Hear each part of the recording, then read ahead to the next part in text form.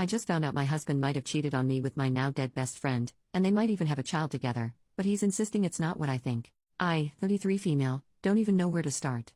The past 6 months have been an absolute cluster truck, and it only seems to be getting worse and worse. My lifelong best friend since elementary school, whom I'll call Alice, sadly passed away in February from cancer.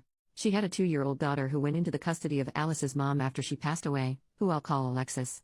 Well, last month Alexis showed up on our doorstep unannounced, telling my husband, 36 male, he needs to take responsibility for his child and either take custody or start finally paying child support. She says that Alice had told her when her daughter was born who the father was, but didn't want anything to do with him.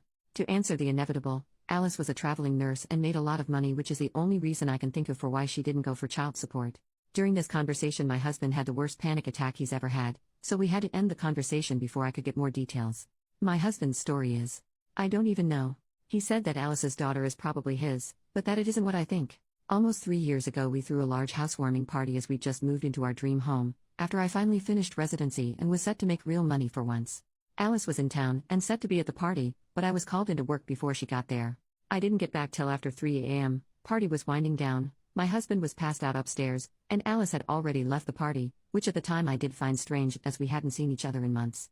My husband claims he woke up in the middle of the night to Alice on top of him, but he passed out again before he could say anything.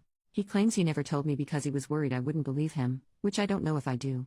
He showed me some texts he sent his best friend the next day asking for his advice about him thinking someone SA'd him, but if he cheated he could have had that conversation as evidence, especially since he never said Alice specifically.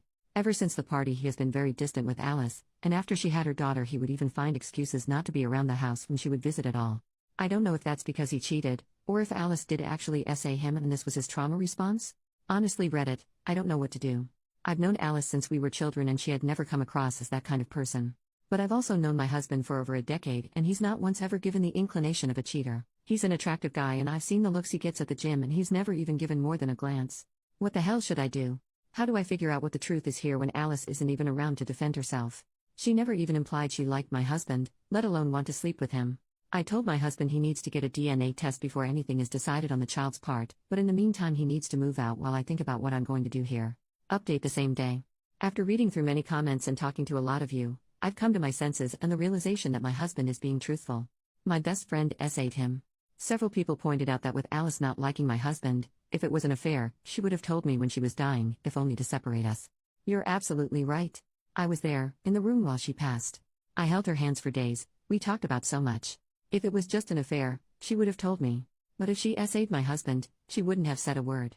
That's the type of thing horrible people take to the grave. I've also come to the realization that I made a terrible mistake asking my husband to leave for a few days while I gather my thoughts.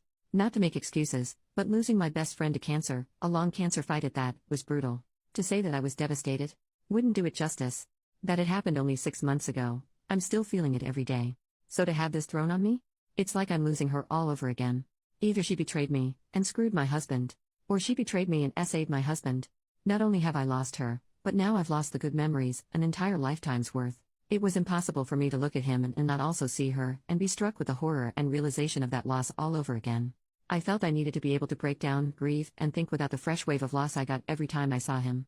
It was wrong of me to ask him to leave, you're right though, and as of a few minutes ago I've righted this wrong. I called my husband, I apologized, told him I believe him, and begged him to come home. He'll be here in half an hour at most, and I'm going to support my husband the way I know he would have supported me.